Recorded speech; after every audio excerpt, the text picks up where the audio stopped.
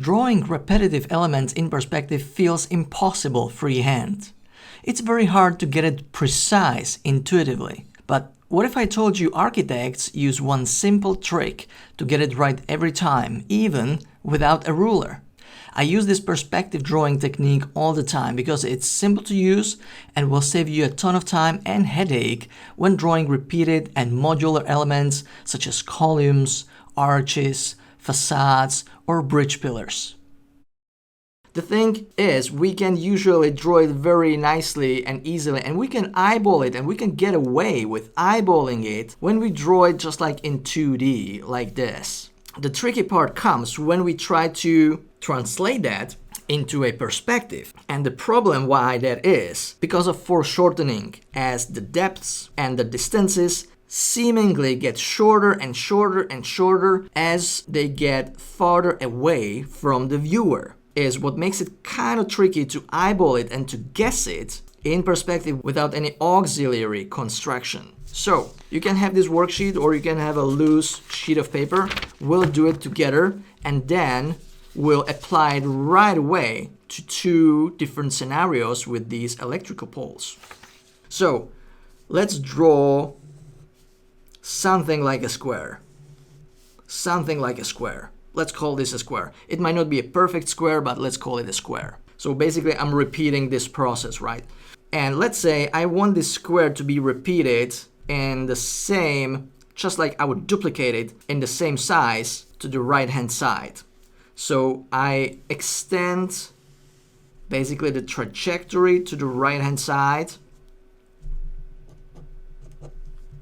This is the direction that I want these squares to be replicated. Now, what I'm going to be using is the main tool is diagonals. When I draw diagonals in the square, it locates the middle point or the center point of the square, and from there I can also easily get the midpoints of each of the sides. Again, this is very easy and I could eyeball it in a 2D scenario like this, but in perspective it gets a little more tricky, so I'm glad I can use the diagonals. Now, as you can see, the diagonal divides it into halves through this center point.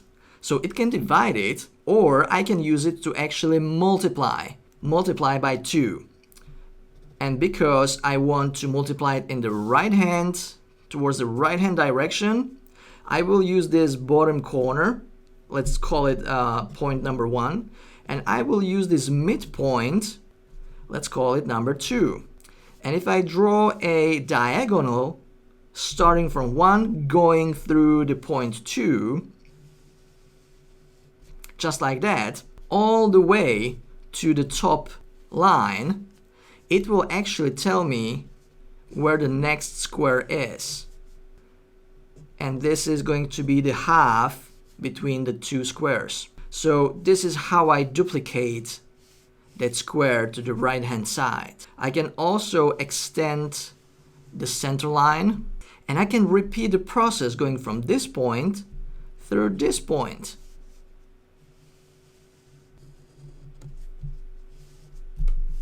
And again, this point to this point.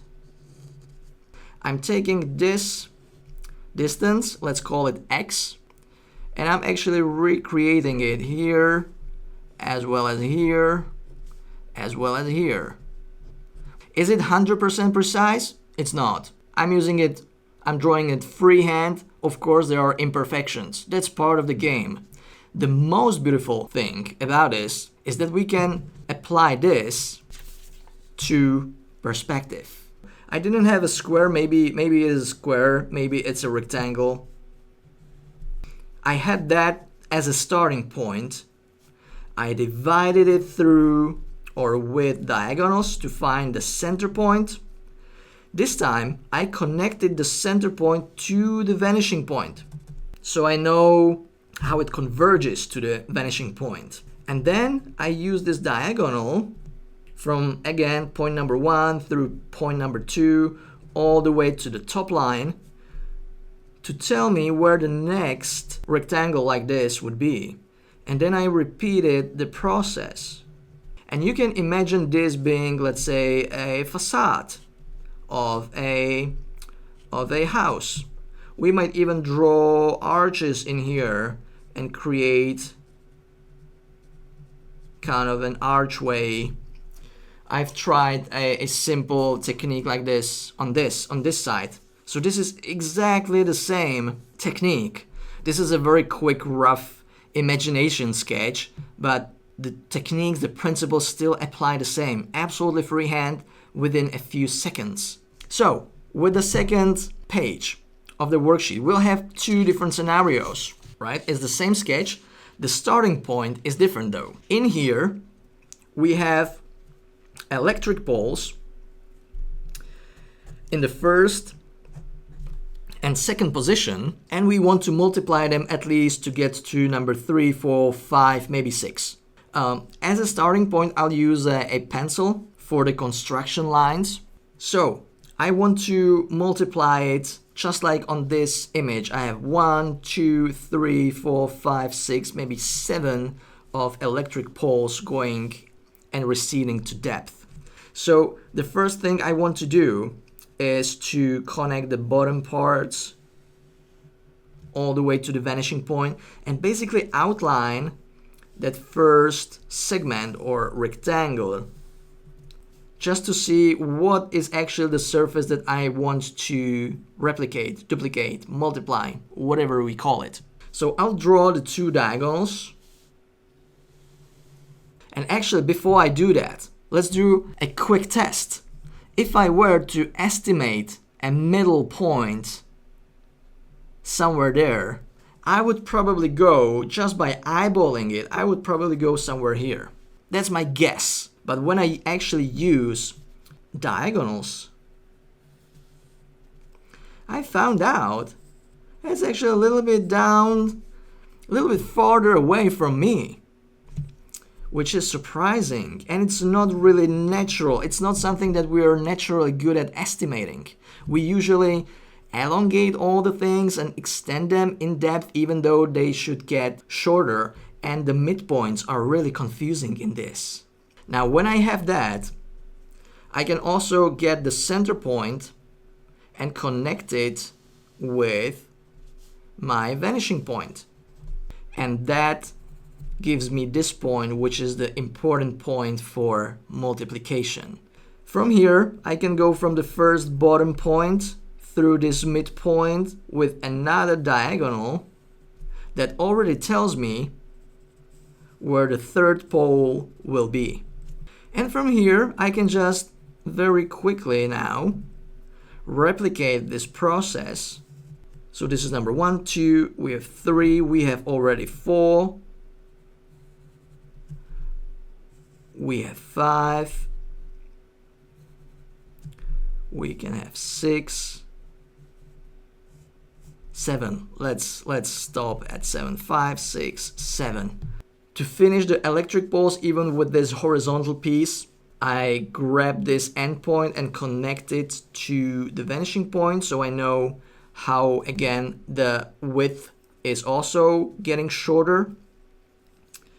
And that will tell me where to draw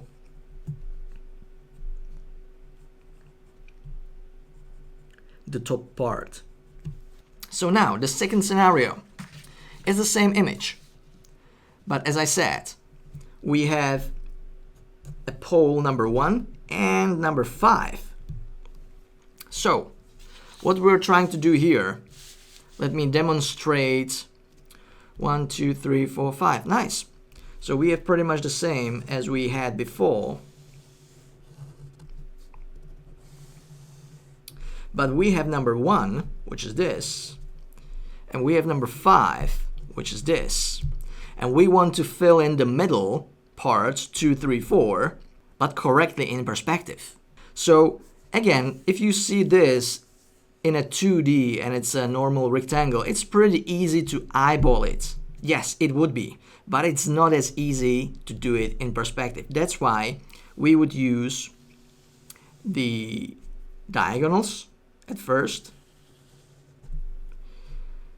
which will create the midpoint, which is at the same time the pole number 3. And then we would basically divide it into another halves or quarters by diagonals to get number 2 and to get number 4.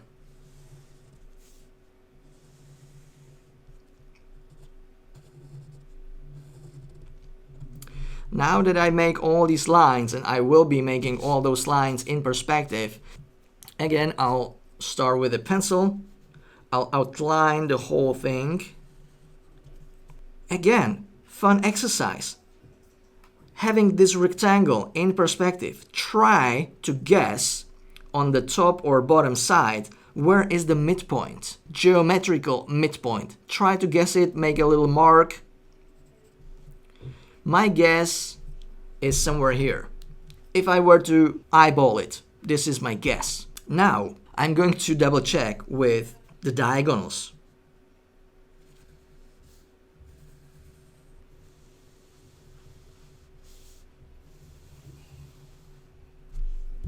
Look at that. Look at that, how wrong I was.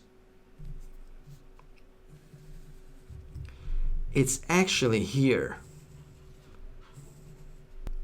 So that's the pole number 3. Look at that, how closer it looks, it seems to be, to the 5th one, and how wrong I was with this estimate. This is like a big mistake. If I were to go ahead with this, it would look completely off.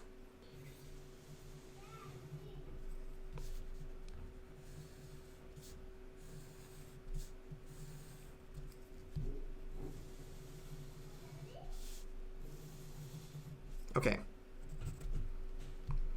So this is number 2. And if I do the same,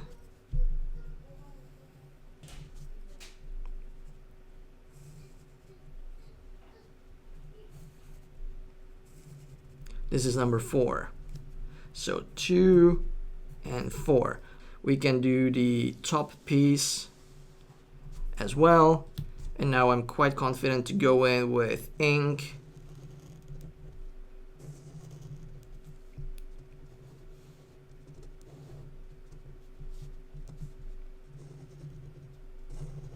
To draw the rest.